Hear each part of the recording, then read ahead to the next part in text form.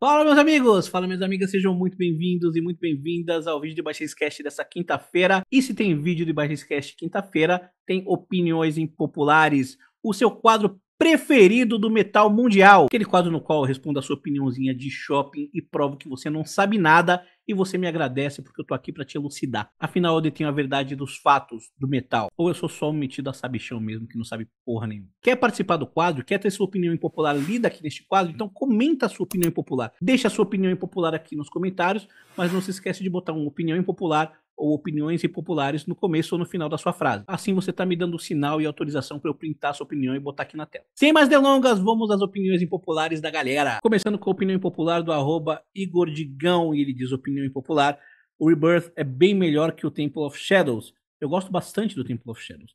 A voz do Edu estava incomparável no Rebirth. Sabemos que no Temple of Shadows ele já estava com problema de refluxo. E as linhas de bateria do Aquiles eram mais criativas. O som do bumbo era melhor, inclusive. Vamos lá, cara, eu não tenho problema com você considerar o Rebirth melhor que o Temple of Shadows. E eu nem acho que é uma opinião impopular, sinceramente. O Rebirth é um disco fantástico, fantástico.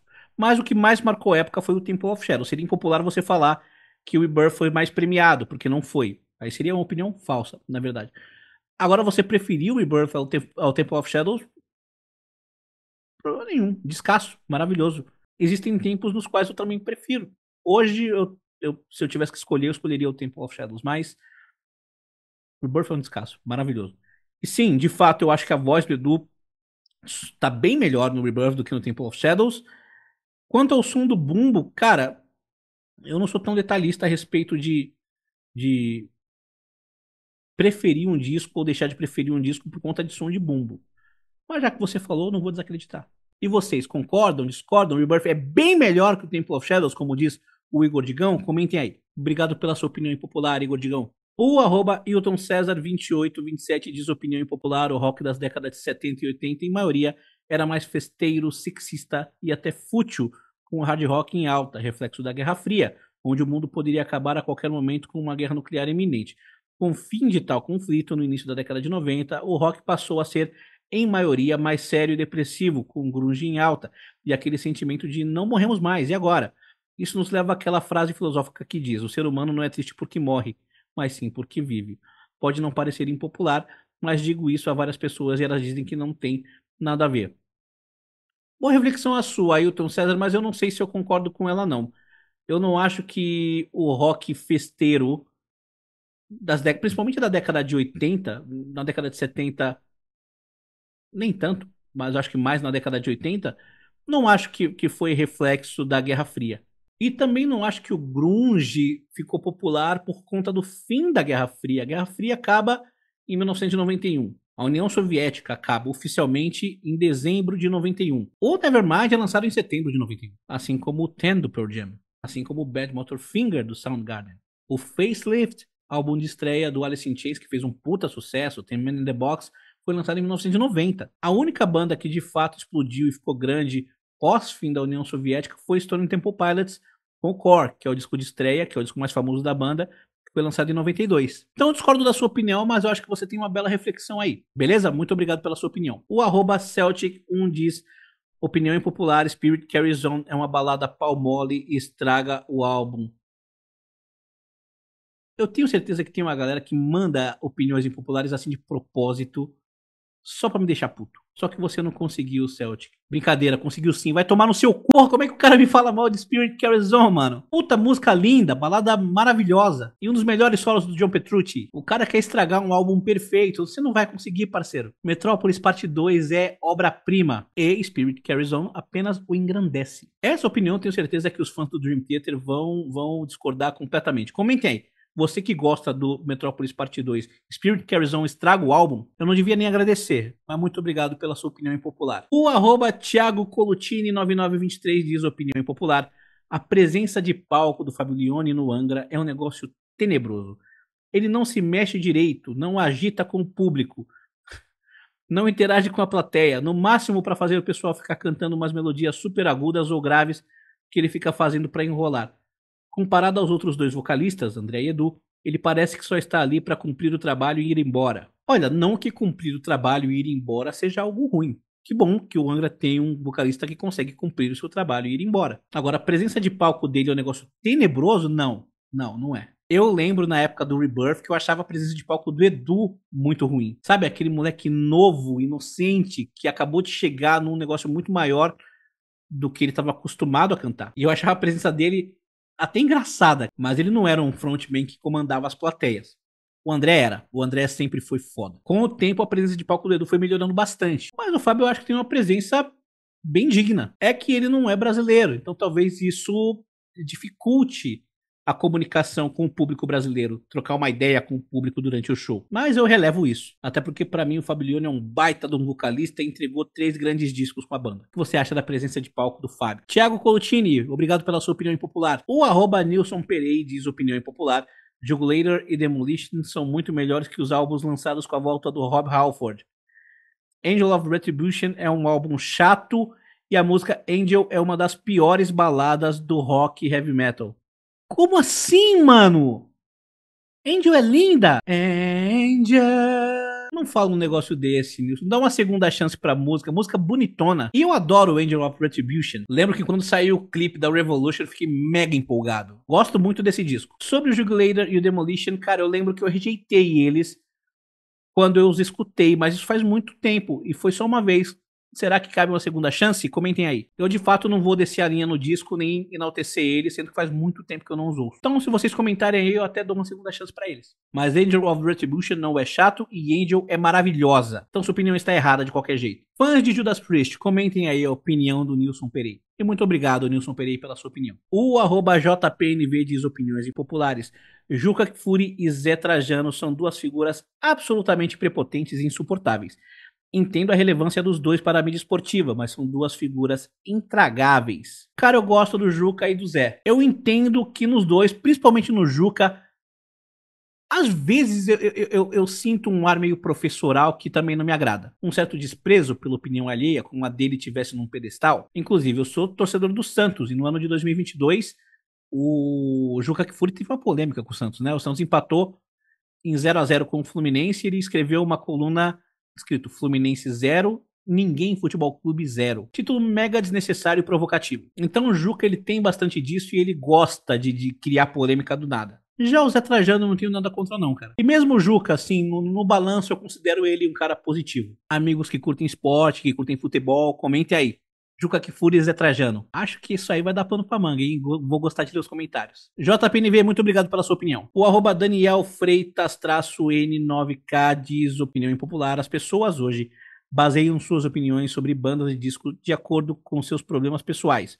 Mesmo que uma música ou disco seja muito bom do ponto de vista técnico, ele vai criticar e falar mal só porque ele está enfrentando dificuldades na sua vida pessoal.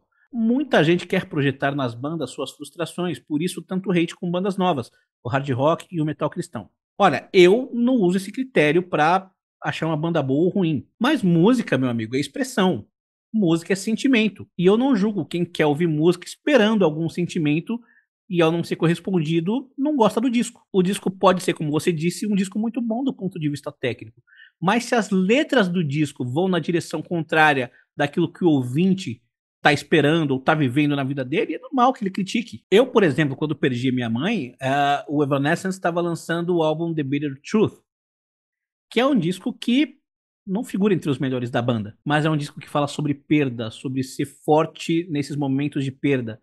Então foi um disco que eu amei quando saiu. Eu ouvi muito. E as músicas dele ficaram comigo até hoje. Agora, tecnicamente, não é um primor. Música vai muito além da capacidade técnica dos integrantes. Vai muito além da sofisticação técnica dos arranjos. Ele pode ter tudo isso e não dialogar com você. Então não tem um problema nenhum com a pessoa basear a sua opinião sobre bandas e discos de acordo com seus problemas pessoais. Acho isso até normal. Você concorda? Discorda? Comenta aí. Daniel, obrigado pela sua opinião. O @Rodrigo_Reis diz, opinião impopular. Quem diz chega de Carry On nos shows são os primeiros a pedirem Carry On nos shows. E Carry On emendada com Nova Era fica horrorosa. Cara, essa é a opinião, acho que mais popular da história desse quadro. Você está desqualificado deste quadro, amigo Rodrigo Reis. Brincadeira. Mas eu concordo plenamente. Eu acho que a galera que diz chega de Carry On nos shows é a primeira a pedir Carry On. Nos shows do Angra, nos shows do Edu, antigamente nos shows do André. E eu acho que Carry On Nova Era, meu Deus do céu, é um negócio ruim. Mas é aquele fanservice. Duas das músicas preferidas do público sendo tocadas como uma só. Fazer o quê? Pra mim tem que acabar esse negócio de Carry On Nova Era. E tem que acabar esse negócio de Carry On porque não é pra voz do Fábio. Em breve, imagens de Manu no próximo show do Angra gritando Carry On! Carry On! Rodrigo, obrigado pela sua opinião. O @Bruce Beoli diz opiniões impopulares. Angra tem álbuns tão bons quanto Angra e Xamã. Excelentes linhas de instrumentos e exímios vocalistas. Mas o metaleiro só dá valor para o que está nas redes sociais. O Angra tá nas redes sociais, irmão. Assim, eu concordo com a sua opinião. O Angra tem álbuns excelentes, tão bons quanto os do Angra e do Xamã. Eu prefiro os do Angra e do Xamã. Os instrumentistas são fantásticos, são muito competentes, e o Angra sempre teve vocalista bom. Mas o Angra foi deixado em segundo plano pelo Aquiles quando ele entrou no Angra. E ele ficou um baterista muito requisitado. Aí veio a Nocturnal, aí veio o teste pro Dream Theater, Primal Fear, Dragon Force, Wasp. E aí o Angra aos poucos foi sendo deixado de lado. Adoraria que a banda voltasse com um novo disco, mas não sei e não acho que isso vai acontecer. De qualquer jeito, muito obrigado pela sua opinião. Para finalizar, temos a opinião do @MarcelTorres1874. Ele diz: opinião impopular, André Matos cantava bem melhor e bem mais natural no Angra do que no Xamã. Antes o tom era limpo, agudo e melodioso. Depois, apesar de ainda usar os agudos como marca, quando cantava em voz plena, era rouco, grave e feioso. Quem conheceu o André ainda no Angra concorda que já no Ritual ele se encontrava em franca decadência. É verdade, amigo, decadente. Aquele show lá, como é que é mesmo? Ritual Live, que o diga. Cantor em franca decadência, cantando muito mal. Meu irmão, é cada uma que eu tenho que ler. Apesar de ainda ter potencial, forçou um tom de voz que não combinava com ele. Então já vou lançar aí pra vocês responderem.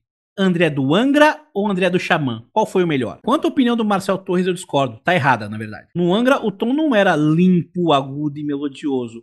Era mais limpo, mais agudo até, e tão melodioso quanto. Agora, do Holy Land até o Fireworks, até a banda se separar, o André sempre cantou com a voz cheia de drive, principalmente ao vivo. E aí o Ricardo Confessori participou aqui de uma live e ele disse que o Charlie Bauerfeind dizia que a voz do André não combinava com guitarras pesadas e por isso ele cantava de forma mais limpa. Mas ao vivo, você pode ver, principalmente na turnê do Holy Land e do Fireworks, ele cantava com muito drive. Por esse ponto de vista, você pode dizer que o André do Angra era mais limitado no estúdio. Agora você dizer que no Ritual ele estava em franca decadência, aí, meu irmão, você...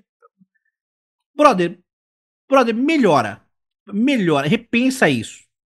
Vai tomar um ar, vai tomar um cafezinho, vai dar uma passeadinha no shopping, vai rever seus conceitos, porque André Matos em decadência no Ritual é assim, é papo de prender o irmão, é camisa de força, tá? Eu vou ser brother contigo e eu não vou te denunciar. Eu acho o vocalista de Ritual e Reason um vocalista mais maduro e melhor que o vocalista de Angels Cry, Holy Land e Firework. Apesar de que talvez o auge em termos de alcance vocal tenha acontecido no Angra. Quero saber a opinião da galera, comentem aí. Marcel, obrigado pela sua opinião, mas tá decadente é sacanagem, né? E assim terminamos mais um Opiniões Impopulares. Gostou? Se gostou, deixa o like aí.